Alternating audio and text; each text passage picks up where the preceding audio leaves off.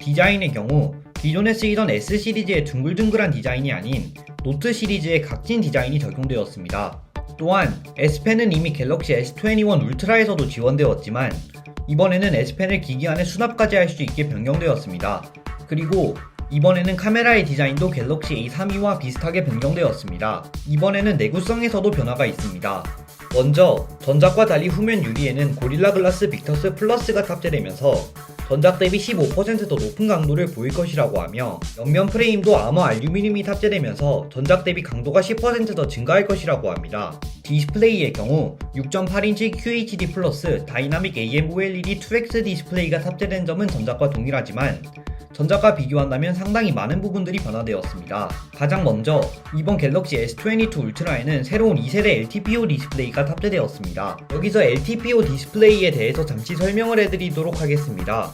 LTPO 디스플레이는 갤럭시 S21, S21 플러스에 탑재되었던 LTPS 디스플레이의 반대 개념으로 LTPO 디스플레이에 대해서 설명하기 위해서는 주사율에 대한 이해가 필요합니다. 주사율은 1초 동안 디스플레이에 얼마나 많은 사진을 표시할 수 있는지를 나타내는 수치입니다. 따라서 60Hz 디스플레이에서는 1초에 60장의 사진을 연달아서 보여줄 수 있고 120Hz 디스플레이에서는 1초에 120장의 사진을 연달아서 보여줄 수 있다고 생각하시면 쉽습니다.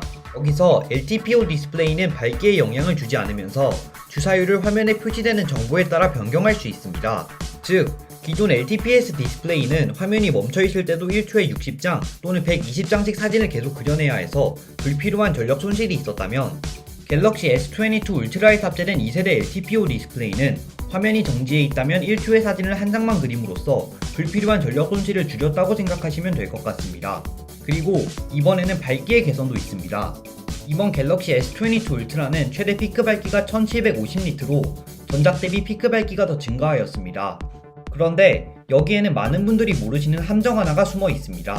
여기서 말하는 피크 밝기는 HDR 콘텐츠를 재생할 때 표현되는 밝기를 말합니다. 그렇기 때문에 넷플릭스에서 돌비 비전, 유튜브에서 HDR 영상을 찾아보시지 않는다면 피크 밝기가 높은 것은 의미가 없다고 생각하시면 될 것 같습니다. 그리고 이번에는 내장 S펜의 반응 속도가 약 2.8ms/s로 전작 대비 반응 속도가 약 3배 더 빨라졌다고 합니다. 칩셋의 경우 국내 모델을 기준으로 4nm 공정으로 제작된 프로세서가 탑재되었지만 어떤 프로세서가 탑재되었는지 성능이 얼마나 좋아졌는지는 발표되지 않았습니다. 하지만 머신러닝의 성능은 73% 더 증가했다고 합니다. 여기서 삼성은 발열 개선에 대한 부분을 상당히 길고 자세하게 언급하였습니다. 새로운 베이퍼 챔버는 AP뿐만 아니라 배터리까지 덮을 수 있도록 변경되었고 베이퍼 챔버에서 열은 그래파이트 시트로 이동해 열을 분산시켜 열을 더 효율적으로 식힌다고 합니다. 이 부분의 경우 전작에서 상당히 많은 욕을 먹었기 때문에 이번에는 상당히 많은 신경을 쓴 것으로 보입니다. 이번에는 카메라에 대해서도 살펴보겠습니다. 이번 갤럭시 S22 울트라는 갤럭시 S21 울트라와 동일한 카메라 구성을 가지고 있습니다.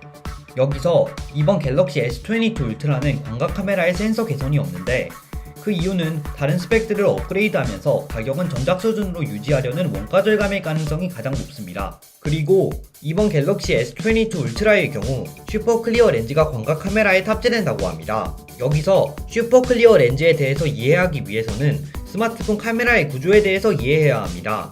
스마트폰 카메라는 크기의 한계상 카메라 렌즈가 튀어나올 수밖에 없는데 이때 렌즈를 보호하기 위해서 카메라에 커버 글래스를 씌우게 됩니다. 이러한 구조의 가장 큰 문제는 커버 글래스에서 난반사가 일어나기 때문에 빛이 부족한 상황에서 고스트 현상이 일어난다는 것입니다. 하지만 이번 갤럭시 S22 울트라에는 슈퍼 클리어 렌즈가 탑재됨으로써 이러한 문제가 해결될 것으로 보입니다.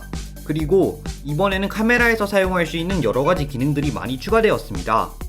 가장 먼저 이번에 갤럭시 S22 시리즈 전 모델에서 8K HDR 동영상 촬영이 가능해졌다고 합니다.